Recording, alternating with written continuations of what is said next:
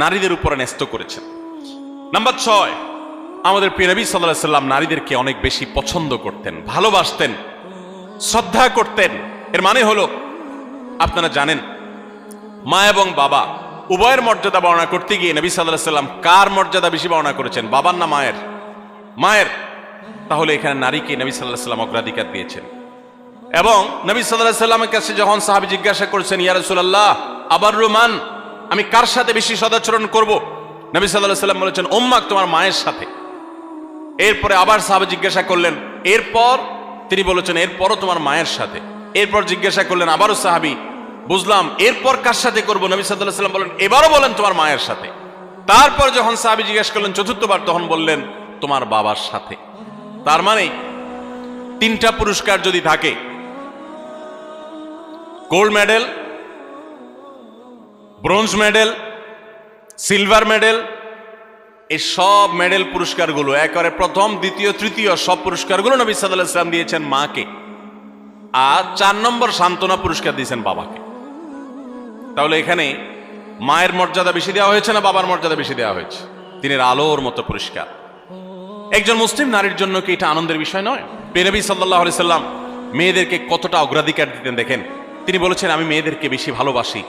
এর মানে মা এবং বাবার মধ্যে যখন কম্পেয়ার করা হয়, তুলনা করা হয়, তখন মাকে তিনি বেশি পছন্দ করতেন বাবার তুলনায়। এবং ভাই এবং বোনের মধ্যে যখন কম্পেয়ার করা হয়, তখন বোনের প্রতি বেশি। এবং ছেলে এবং মেয়ের মধ্যে যখন কম্পেয়ার করা হয়, তখন নবী আলাইহিস সালাম মেয়ের প্রতি টান বেশি ছিল। এই ছিল নবী সাল্লাল্লাহু আলাইহি সাল্লামের মেয়ে জাতির প্রতি, নারী জাতির প্রতি, মাতৃজাতির প্রতি তার মহানুভবতা, তার ভালোবাসা, তার আন্তরিকতা, তার স্নেহ মমতা। তাদেরকে এতটা শ্রদ্ধা তিনি করতেন, এতটা সম্মান তিনি করতেন। আমরা অনেক পুরুষ আছি, আমাদের মা বোনদেরকে তুচ্ছ-তাচ্ছিল্য করে কথা বলি, তাদেরকে অপমান করে কথা বলি। আমাদের আল্লাহকে ভয় করা উচিত। তারা ভুল করলে সেটা উত্তম উপায়ে সংশোধন করা উচিত, ব্যবহার খারাপ করা উচিত নয়। যাই হোক, তাহলে 6 নম্বরে আমরা জানলাম যে মাতৃজাতির আনন্দের বিষয় হলো, নারী জাতির আনন্দের বিষয় হলো, মুসলিম নারীর আনন্দের বিষয় হলো, তার মর্যাদার বিষয় হলো যে নবী সাল্লাল্লাহু আলাইহি সাল্লাম তাদেরকে ভালোবাসতেন। পুরুষদের তুলনায় সবসময় নারীদেরকে তিনি অগ্রাধিকার দিতেন, বেশি পছন্দ করতেন, ভালোবাসতেন। নাম্বার 7, জান্নাত নারীদের জন্য আল্লাহ তাআলা সবচেয়ে সহজ করেছেন। পুরুষদের তুলনায় নারীদের জন্য জান্নাত অনেক সহজ করা হয়েছে। একজন পুরুষ, তাকে জান্নাতে যেতে হলে তাকে হালাল উপার্জন করতে হয়। আর ইসলাম উপার্জনের কোনো দায় দায়িত্ব মেয়েদের উপরে চাপান নাই। যতদিন বিয়ে না হবে তিনি বাবার দায়িত্বে থাকবেন। যখন বিয়ে হয়ে যাবে স্বামীর দায়িত্বে চলে যাবেন। স্বামী মারা যাবে ছেলেদের দায়িত্বে চলে যাবেন, ভাইদের দায়িত্বে চলে যাবেন। কিন্তু নারী, তাকে তার নিজের ভরণ পোষণের জন্য ইসলাম বলে নাই স্ট্রাগল করতে, বরং তার জন্য পুরুষরা স্ট্রাগল করতে বাধ্য। আর পুরুষরা যখন স্ট্রাগল করতে যায়, উপার্জন করতে যায়, কামাই রোজগার করতে যায়, তখন তার হালাল হারাম বাজ বিচার করতে হয়। কাজটা কিন্তু সহজ না। হারাম থেকে বেঁচে থেকে আবার পয়সা করে কামাই করে এনে পরিবারের ভরণ পোষণের ব্যবস্থা করা, এটা খুব সহজ কাজ না। এই জন্য পুরুষকে জান্নাতে যেতে হলে শুধু 5 ওয়াক্ত নামাজ পড়লে, রমজানের রোজা রাখলে এবং মৌলিক কিছু কাজ করলেই যথেষ্ট হয় না, তাকে হালাল উপার্জন করতে হয়, হারাম থেকে বাঁচতে হয়। নারীর জন্য এই সমস্ত হ্যাসেল নাই, তাদের জন্য অনেক সহজ। নবী করিম সাল্লাল্লাহু আলাইহি সাল্লাম বলেছেন, ইদা সাল্লাতিল মারআতু খামসাহা ওয়া সামাত শাহরাহা ওয়া আতাআত যাওজাহা ওয়া হাফিজাত ফারজাহা। কোন নারী যখন 4টি কাজ করে, 5 ওয়াক্ত নামাজ যখন পড়ে, রমজানের রোজা যখন ঠিকমতো রাখে এবং স্বামীর আনুগত্য, স্বামী যদি অন্যায় কোনো কথা না বলে তাহলে তাকে মেনে চলে, মান্য করে, শ্রদ্ধা করে, অভিভাবক হিসাবে তার সিদ্ধান্তকে মেনে চলে এবং নিজের ইজ্জত আবরুর হেফাজত করে, কোনোভাবে চরিত্রহীন নারীদের কাতারে সামিল হয় না, গুনাহ করে না। সেটা ইমোতে হোক, সেটা সোশ্যাল মিডিয়াতে হোক, মেসেঞ্জারে হোক, ফেসবুকে হোক, ইউটিউবে হোক, অনলাইনে হোক, অফলাইনে হোক, বিবাহ বহির্ভূত সম্পর্কের মাধ্যমে হোক, কোনোভাবে নিজের চরিত্রকে নষ্ট করে না। এই নারী, আল্লাহ রাব্বুল আলামিন তাকে জান্নাতের যে কোনো দুয়ার দিয়ে প্রবেশ করার সুযোগ দান করবে। ভাইরা আমার, এই যে মর্যাদা দেওয়া হলো, জান্নাতে প্রবেশ করা তাদের জন্য সহজ করে দেওয়া হয়েছে। 4টি আমল তাদেরকে জান্নাতে যেতে সাহায্য করবে। আর পুরুষ তাকে অনেক স্ট্রাগল করে তারপরে তাকে জান্নাতে যেতে হয়। এটা নারী জাতির জন্য আনন্দের বিষয়। নাম্বার 8, মেয়েরা যদি হজ করে তাহলে তাদের সেই হজ জিহাদের সমতুল্য। পুরুষ হজ করলে হজের সওয়াব পাবে, বাস এটুকু। একজন নারী যখন হজ করেন তখন তিনি পুরুষদের মতো হজের সওয়াব তো পাবেনই, পাশাপাশি ইসলাম তাকে জিহাদে শামিল হয়ে পুরুষ যেরকম মর্যাদা পায় হজ করার মাধ্যমে নারীকে সেই মর্যাদা দেয়। হজ্জুহুন্না জিহাদ, নবী সাল্লাল্লাহু আলাইহি সাল্লাম তাদের নারীদের হজকে জিহাদের সাথে তুলনা করেছেন। এটা তাদের মর্যাদার ব্যাপার, এটা তাদের জন্য স্পেশাল। ঠিক একইভাবে নম্বর 9, নারীরা যদি কোনো সন্তানদেরকে সুন্দরভাবে জন্মদানের পর লালন পালন করে, বিশেষ করে জন্মদান করতে গিয়ে যদি কোনো নারী মৃত্যুবরণ করেন তাহলে তাকে শাহাদাতের মর্যাদা দেওয়ার কথা বলা হয়েছে। এবং তারা যদি নিজেদের সন্তানকে সুন্দরভাবে লালন পালন করেন তার জন্য জান্নাতের গ্যারান্টির কথা বলা হয়েছে। সন্তান লালন পালন করা আলাদা ইবাদত, আলাদা মর্যাদার বিষয়, সন্তান জন্ম দেওয়া আলাদা ইবাদতের বিষয় তাদের জন্য। নাম্বার 10, যদি দুনিয়ার কোনো মানুষ কোনো পুরুষ যদি কোনো নারী জন্ম দেয় এবং কোনো মেয়ে জন্ম দেওয়ার পর সে মেয়েকে যদি উত্তমভাবে লালন পালন করে, তাকে সুপাত্রস্থ করে, তার ভরণ পোষণ ব্যবস্থা করে, তার প্রতি সদাচরণ করে, মেয়ে হিসাবে তাকে তুচ্ছতাচ্ছিল্য না করে, ছোট না করে, তার হক নষ্ট না করে, এরকম যদি নারীদের সাথে সুন্দর আচরণ করে তো আল্লাহ রাব্বুল আলামিন ওই পুরুষদের জন্য জান্নাতের গ্যারান্টি দিয়েছেন। জান্নাতের গ্যারান্টি দিয়েছেন, নিরাপত্তা নিয়েছেন, তিনি নিরাপত্তা দিয়েছেন, জান্নাতের ওয়াদা করেছেন। নবী সাল্লাল্লাহু আলাইহি সাল্লাম কথা দিয়েছেন যে পুরুষরা 2টি মেয়ে সন্তান জন্ম দিবে এবং তাদের সাথে উত্তম আচরণ করবে, ব্যবহার করবে, তাদের হক আদায় করবে, নবী করিম সাল্লাল্লাহু আলাইহি সাল্লাম তাদের জান্নাতের জিম্মাদারি নিয়েছেন, জান্নাতের দায়িত্ব নিয়েছেন। এবং অন্য আরেকটি হাদিসে আছে নবী সাল্লাল্লাহু আলাইহি সাল্লাম জান্নাতে তার সাথে থাকার সৌভাগ্য হবে বলেছেন যদি কেউ তার 2টি বোন অথবা 2টি মেয়েকে সুন্দরভাবে উত্তমভাবে তাদের সাথে আচার আচরণ করে, ব্যবহার করে, তাদের হক আদায় করে, কোনো ক্ষেত্রে ত্রুটি না করে, যত্ন করে, তাহলে সে ব্যক্তি শুধু জান্নাতে যাবে তা নয়, নবী সাল্লাল্লাহু আলাইহি সাল্লামের সাথে জান্নাতে থাকতে পারবে। ভাইরা আমার, কোরআন এবং হাদিসের কোথাও আমি আজও পর্যন্ত পাই নাই 1 ডজন ছেলে জন্ম দিলে 10টা 12টা ছেলে জন্ম দিলে তাদের সাথে সুন্দর আচরণ করলে কোরআন হাদিসে কোথাও তার জন্য ফজিলত মর্যাদা হিসাবে স্পেশাল ভাবে জান্নাতে যাওয়ার ঘোষণা, নবী সাল্লাল্লাহু আলাইহি ওয়াসাল্লামের সাথে জান্নাতে থাকার সৌভাগ্যের কথা কোথাও ঘোষণা করা হয়েছে এমন কোন হাদিসের কথা আমি জানি না, এমন কোন আয়াত কোরআনে নাই। কিন্তু 2জন মেয়েকে, 2জন বা 2জনের অধিক মেয়েকে যদি কোনো বাবা মা লালন পালন করেন, সুন্দরভাবে তাদের সাথে সদাচরণ করেন, দুর্ব্যবহার না করেন, তাদেরকে কোণঠাসা করে না রাখেন, মেয়ে হিসাবে তাদের প্রতি জুলুম না করেন, তাহলে ওই ব্যক্তিদের জন্য জান্নাতের গ্যারান্টির কথা বলেছেন। তাহলে নারী হিসাবে জন্ম লাভ করা এটা আনন্দের বিষয় মুসলমান মেয়েদের জন্য, ইসলাম তাদেরকে এত মর্যাদা দিয়েছে। ভাইরা আমার, 11 নম্বর নারী হিসাবে জন্ম লাভের যে আনন্দ আমাদের জন্য রয়েছে তা হলো নবী করিম সাল্লাল্লাহু আলাইহি সাল্লাম পরিষ্কারভাবে জানিয়েছেন, মান বুলিয়া মিন হাদিহিল বানাতি শাইআ, যদি কোনো মেয়ে দিয়ে আল্লাহ তাআলা কাউকে পরীক্ষায় ফেলে দেন, অনেক বাবা আছেন না মেয়েদেরকে নিয়ে বিপদে আছেন, যে মেয়ে হয়েছে তার এই জন্য অনেক কথা শুনতে হয়। অনেক মহিলা আছে না এখনো যে একটার পর একটা মেয়ে হয়, সমাজের মানুষ নানান বাজে কথা বলে মূর্খতার কারণে, অজ্ঞানতার কারণে।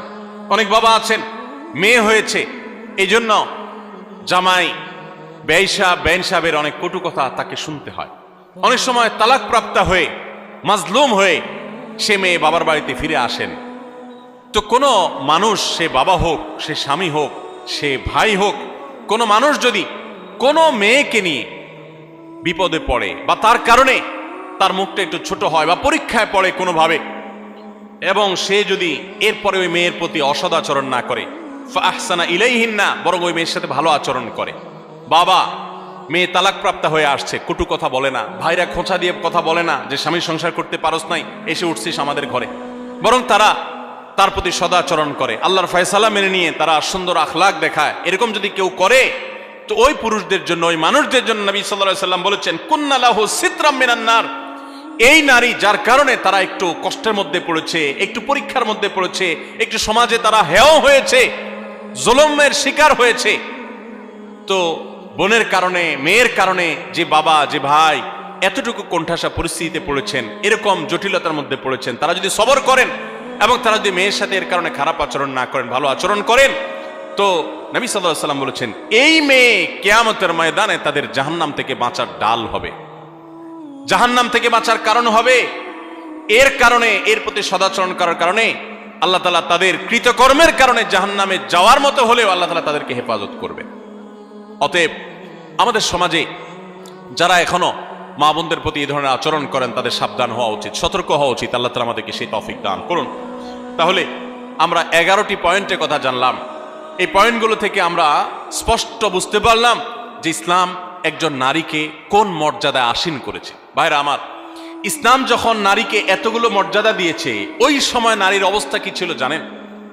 আজকে পৃথিবীতে নারীকে নিয়ে অনেক মুখরোচক কথা বলার মানুষ আছে। এই মানুষগুলোর যখন জন্ম পৃথিবীতে হয় নাই, ইসলাম তখন নারীকে আকাশে তুলেছে। মেয়ে সন্তান হলে কোরআনে সেই ইতিহাস আল্লাহ তাআলা উল্লেখ করেছেন, ওয়াইদাল মাউউদাতু সুইলাত বিআইয়ি যামবিন কুতিলাত। কোন বাবার সন্তান হিসাবে যখন মেয়ে হতো, তখন সে জীবন্ত সে মেয়েকে মাটির নিচে পুঁতে ফেলত। এরকম নিকৃষ্ট আচরণ করা হতো মেয়েদের সাথে। এবং আল্লাহ তাআলা আরো বলেছেন, ওয়াইদা বুশিরা আহাদুহুম বিল উনসা দাল্লা ওয়াজহুহু মুসওয়াদ্দান ওয়া হুয়া কাযীম। জাহিলি যুগে ইসলাম আসার আগে পৃথিবীতে আরবে যখন কাউকে তার কন্যা সন্তান হয়েছে সংবাদ দেয়া হতো, কারো সন্তান হয়েছে যদি বলা হতো মেয়ে হয়েছে, তখন তার মুখটা কালো হয়ে যেত।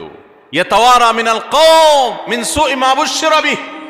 তখন সে মুখ লুকাতো, মানুষের সামনে যেত না, লজ্জা বোধ করতো যে তার মেয়ে হয়েছে। দেখুন, সেই রকম একটি বর্বর সমাজের মধ্যে যখন নারী হিসাবে জন্মগ্রহণ করাটাকে অপরাধ মনে করা হতো, স্ত্রীর সাথে যখন পশু পাখির মতো, প্রাণীর মতো, চতুষ্পদ জন্তুর মতো আচরণ করা হতো, মাসিক হলে একটা ঘরে বন্দি করে রাখা হতো, ওখানে পুরুষ যেত না, গবাদি পশুর মতো আচরণ করা হতো। এই রকম সমাজে ইসলাম নারীকে এমন মর্যাদা দিয়েছে যে সেই মর্যাদায় পৃথিবীর ইতিহাসে কখনো নারীকে কেউ তুলতে পারে নাই। কিয়ামত পর্যন্ত যতই নারী মুক্তির স্লোগান দেওয়া হোক, যতই ক্যাম্পেইন করা হোক, ইসলাম যে জায়গায় নারীকে নিয়ে বসিয়েছে ওই জায়গায় কখনো বসাতে কেউ পারবে না। এতগুলো মর্যাদার কথা ইসলাম নারীদের জন্য দিয়েছে। আমাদের অনেক মা বোন, এমনকি অনেক পুরুষরা, আমরা অনেক মুখরোচক স্লোগান শুনে প্রতারিত হয়ে যাই, আমরা ধোকায় পড়ে যাই, আমরা এই সমস্ত প্রতারণার ফাঁদে পড়ে আমাদের ঈমান আমল নষ্ট করি, কোরআন হাদিসের প্রতি আমাদের আস্থা নষ্ট হয়ে যায় অনেকে। দেখুন, ইসলাম একজন নারীকে যে মর্যাদাগুলো দিয়েছে, এই 11টি মর্যাদার কথা আমরা আবারও এক নজরে বলে দিচ্ছি। নাম্বার 1, প্রথম ইসলাম গ্রহণ করার গৌরব আল্লাহ তাআলা একজন নারীকে দিয়েছেন, কোন পুরুষকে দেন নাই। তিনি ছিলেন খাদিজা রাদিয়াল্লাহু তাআলা আনহা, ইসলামের প্রথম সদস্য একজন নারী। আবু বকর রাদিয়াল্লাহু তাআলা তারপর ইসলাম গ্রহণ করেছেন। সবার আগে ইসলাম গ্রহণ করেছেন কে? খাদিজা রাদিয়াল্লাহু তাআলা আনহা। নারী জাতির জন্য কত গৌরবের বিষয়, এটা আল্লাহ তাআলা মর্যাদা দিয়েছেন তাদেরকে। দ্বিতীয়ত, ইসলামের জন্য সবচেয়ে বড় আত্মত্যাগের বিষয় হলো শাহাদাত, নিজের জীবন আল্লাহর রাস্তায় বিলিয়ে দেওয়া।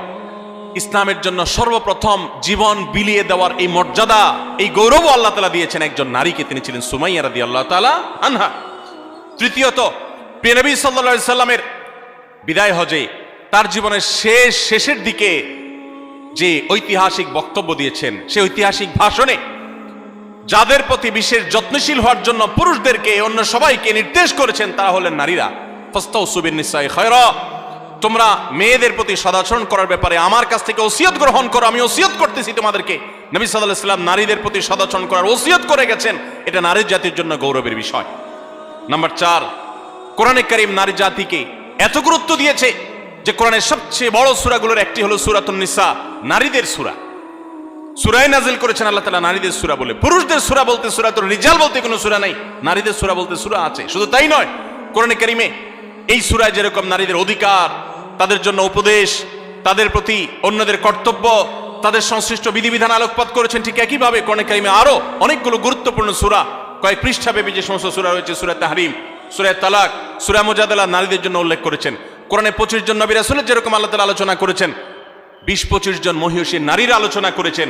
মারিয়ামের আলোচনা, আয়েশার আলোচনা, সারা হাজারের আলোচনা, যাকারিয়ার স্ত্রীর আলোচনা, মুসা ইসলামের মায়ের আলোচনা, মুসা ইসলামের স্ত্রী, শোয়েব ইসলামের মেয়ের আলোচনা, মুসা ইসলামের বোনের আলোচনা, উম্মাহাতুল মুমিনিনের আলোচনা, নবীদের আলোচনা, বিলকিসের আলোচনা, ফেরাউনের স্ত্রী আসিয়ার আলোচনা, ইমরানের স্ত্রী তার আলোচনা, ঈসা ইসলামের নানী ঈসা ইসলামের মা মারিয়ামের আলোচনা, এবং আইয়ুব আলাইহিস সালামের স্ত্রীর আলোচনা, এবং খাদিজা রাদিয়াল্লাহু তাআলা আলোচনা, আয়েশা রাদিয়াল্লাহু তাআলা আলোচনা, হাফসার আলোচনা, জারা বিনতে জাহাশ রাদিয়াল্লাহু তাআলা আনহুম আনহুন্না, তাদের আলোচনা, এরকম আর অনেক নেককার মহিষীর নারী আলোচনা কোরআন উল্লেখ করেছেন। এ থেকে কোরআন যে নারীদের মর্যাদা সেটি বোঝা যায়। নাম্বার 5, নবী সাল্লাল্লাহু আলাইহি সাল্লাম বলেছেন, তোমাদের মধ্যে সবচেয়ে উত্তম সে যে ব্যক্তি তার স্ত্রীর কাছে ভালো হতে পেরেছে, যার স্ত্রী তার ব্যাপারে সাক্ষ্য দেয় যে আমার স্বামী একজন আসলে আপাদমস্তক ভালো মানুষ, ভেতর থেকে সাক্ষ্য যে নিতে পারে, এই মূল্যায়ন যে নিতে পারে, সেই হলো প্রকৃত অর্থে ভালো মানুষ। নারীদের কাছে পুরুষদের মর্যাদার মূল্যায়নের চাবিকাঠি এবং সুইচ নবী সাল্লাল্লাহু আলাইহি সাল্লাম তাদের হাতে দিয়ে দিয়েছেন। কত বড় মর্যাদার বিষয়টি তাদের জন্য। নাম্বার 6, নবী সাল্লাল্লাহু আলাইহি সাল্লাম সবসময় নারীদেরকে বেশি অগ্রাধিকার দিতেন, পুরুষের তুলনায় বেশি পছন্দ করতেন, ভালোবাসা দিতেন, স্নেহ মমতা দিতেন। এই জন্য মেয়েদের প্রতি তার ভালোবাসা ছিল অনেক বেশি। শুধু তিনি নন, ইমাম মালিক রহমতুল্লাহ বলেছেন, আল আম্বিয়া ওয়া আবুল বানাত, নবীগণ হলেন মেয়েদের বাবা। বেশিরভাগ নবীদেরকে আল্লাহ তাআলা মেয়ে সন্তান বেশি দিয়েছেন, এটা তাদের জন্য গৌরবের। এবং এখান থেকে আমাদের শিক্ষার বিষয় রয়েছে। এবং নবী সাল্লাল্লাহু আলাইহি সাল্লাম মা এবং বাবার মধ্যে বাবাকে অগ্রাধিকার দিতেন, এবং মেয়ের মধ্যে মেয়েদেরকে বেশি ভালোবাসতেন। এটা তার সুন্নাহ ছিল, এটা তার অভ্যাস ছিল, তিনি বেশি পছন্দ করতেন তাদেরকে। এটাও নারীর জন্য আনন্দের বিষয়। নাম্বার 7, জান্নাত মেয়েদের জন্য যাওয়া অনেক সহজ, অনেক সহজ। মেয়েরা যদি 5 ওয়াক্ত নামাজ পড়ে, রমজান রোজা রাখে, স্বামীর আনুগত্য করে চলে, কোনো অধ্যত্ব দেখায় না এবং নিজের চরিত্রের হেফাজত করে, তাদের জন্য জান্নাতে যাওয়া সহজ হয়। পুরুষদের মতো হালাল হারাম মেনটেন করে, তারপর সেগুলো লক্ষ্য রেখে তারপর উপার্জন করার মতো আর অনেক স্ট্রাগল করে তাদেরকে উপার্জন করতে হয় না। হালাল হারাম উপার্জন করতে গিয়ে পুরুষরা মানুষকে গালি দিয়ে হারাম কামাই করে জাহান্নামে যেতে হয়, মানুষের সাথে মারামারিতে লিপ্ত হতে হয়, অনেক কঠিন পরিস্থিতির মুখোমুখি হতে হয়। এসব হ্যাসেল মেয়েদের জন্য নয়। বরং কোন নারী তিনি যদি সন্তান জন্ম দিতে গিয়ে যদি তিনি মৃত্যুবরণ করেন, তাকে শাহাদাতের মর্যাদা দেওয়া হয়। তাদের জান্নাতে যাওয়ার পথ তুলনামূলকভাবে অনেক সুগম। নাম্বার 8, মেয়েদের হজকে আল্লাহ রাব্বুল আলামিন নবী সাল্লাল্লাহু আলাইহি সাল্লাম জিহাদের সাথে তুলনা করেছেন। তারা হজ করলে সেটা জিহাদের সওয়াব পাওয়া যায়। নাম্বার 9, মেয়েদেরকে লালন পালন করলে পুরুষদের জন্য নবী সাল্লাল্লাহু আলাইহি সাল্লাম জান্নাতের দায়িত্ব নিয়েছেন। শুধু তাই নয়, যদি 2জন মেয়ে 2জন বোনকে কেউ সুন্দরভাবে লালন পালন করে, সদাচরণ করে, তাদের প্রতি বৈষম্য না করে, ছেলেদেরকে দিল মেয়েদেরকে দিল না এরকম না করে, বরং ছেলেদেরকে যা দেয় মেয়েদেরকেও দেয়, তাদের প্রতি কোনো হক নষ্ট করে না, ছোট নজরে দেখে না, বৈষম্যের নজরে দেখে না, তাদের প্রতি ভালো আচরণ করে, সুশিক্ষা দেয়, দ্বীনের শিক্ষা দেয়, আল্লাহর সাথে পরিচয় করায়, সুপাত্রস্থ করে, কোনোভাবে তাচ্ছিল্য করে না, অবজ্ঞা করে না, এরকম যদি কোনো পুরুষ করে, নবী সাল্লাল্লাহু আলাইহি সাল্লাম তার জান্নাতের দায়িত্ব তো নিয়েছেন, পাশাপাশি হাদিসে এও বলা আছে যে নবী সাল্লাল্লাহু আলাইহি ওয়াসাল্লামের সাথে জান্নাতে থাকার সৌভাগ্য লাভ হবে ওই ব্যক্তির। নবী সাল্লাল্লাহু আলাইহি ওয়াসাল্লামের সাথে জান্নাতে থাকার সুযোগ পাওয়া যাবে। নাম্বার 10 আর 11 নম্বর এবং সর্বশেষ পয়েন্ট হলো, যে ব্যক্তি তার পরিবারের কোনো মেয়ের কারণে তার মুখটা ছোট হয়, বিপদে পড়ে, তালাকপ্রাপ্ত হয়েছে, জুলুম করা হয়েছে এবং সমাজে তার মুখটা ছোট হয়েছে, সমাজের মানুষ অজ্ঞানতার কারণে, মূর্খতার কারণে তাকে নানান কটু কথা শোনায়, অথবা মেয়েদের ভরণ পোষণ তার উপর বর্তাইছে কোনো কারণে, তালাক হয়ে গেছে, তখন মা, বাপ, ভাই, যারা পুরুষ সদস্য আছেন বা অন্য নারী সদস্য আছেন, সবাই যদি সেই মেয়ের সেই কষ্টের কারণে, মেয়ের কারণে, কষ্টের কারণে বা কোনো প্রকার জটিল পরিস্থিতি পড়ার কারণে যদি সবর করে, ধৈর্য ধারণ করে, নবী করিম সাল্লাল্লাহু আলাইহি সাল্লাম বলেছেন, কুন্না লাহু সিতরাম মিনান নার, তাহলে এই ব্যক্তির জন্য এই মেয়েরা আল্লাহর কাছে কিয়ামতের দিন জাহান্নাম থেকে মুক্তির কারণ হবে। এত মর্যাদা ইসলাম নারীদেরকে দিয়েছে। ভাইরা আমার, এই বিষয়ে একজন মুসলিম নারী হিসাবে আমাদের আল্লাহর কাছে শুকরিয়া আদায় করা উচিত, আল্লাহর আনুগত্য করা উচিত, আল্লাহর গোলামি করা উচিত, আল্লাহর দাসত্ব করা উচিত, আল্লাহর হুকুমগুলো মেনে চলা উচিত। আল্লাহ তাআলা আমাদের সবাইকে সেই তৌফিক দান করুন। একজন মুসলিম নারী হিসাবে জন্ম লাভ করার আনন্দের 11টি পয়েন্ট, 11টি কারণ এবং আনন্দিত হওয়ার 11টি উপলক্ষের কথা আমি তুলে ধরেছি। আরো বহু পয়েন্ট আছে, কোরআন হাদিস ঘাটলে আপনি দেখবেন ইসলাম কোথায় নিয়ে গেছে নারীকে। আমি আবারও বলছি, এখন নারীদের পক্ষে অনেক লম্বা লম্বা কথা বলার মানুষ পাওয়া যায়। বেশিরভাগ যারা নারীদের অধিকার নিয়ে কথা বলে, এদের বেশিরভাগের উদ্দেশ্যই অসৎ, পদ্ধতি ত্রুটিপূর্ণ। নারীদের অধিকার দিতে গিয়ে তাদেরকে রাস্তার বাহির করে ফেলে, তাদেরকে বিপদগামী করে ফেলে। দেখুন, যারা নারীদেরকে অধিকার দেওয়ার কথা বলে, তাদের বাইরে চাকরি বাকরি ইত্যাদির বন্দোবস্ত হওয়ার পক্ষে স্লোগান দেয়, কথা বলে, মনে হয় যে তারা নারীদের উপার্জনের পরে সিরিয়াস। তারা দেখবেন যুবতী নারীদের চাকরি দেওয়ার ব্যাপারে সিরিয়াস। যে সমস্ত নারীরা রিটায়ারমেন্টে চলে গেছেন, বৃদ্ধা হয়ে গেছেন, তাদের দেখার কেউ নাই, এদের জন্য দেখবেন চাকরির পথ এরকম সুগম তারা করতে চায় না, বেছে বেছে তারা ইয়াং মেয়েদের চাকরি দিতে চায়। এখান থেকে তাদের উদ্দেশ্যের অসততা পরিষ্কারভাবে বোঝা যায়। যাই হোক, একজন মুসলিম নারী হিসাবে আমাদের আনন্দের অনেকগুলো বিষয় আছে। আল্লাহ তাআলা আমাদেরকে সবাইকে সেজন্য শুকরিয়া আদায় করার তৌফিক দান করুন।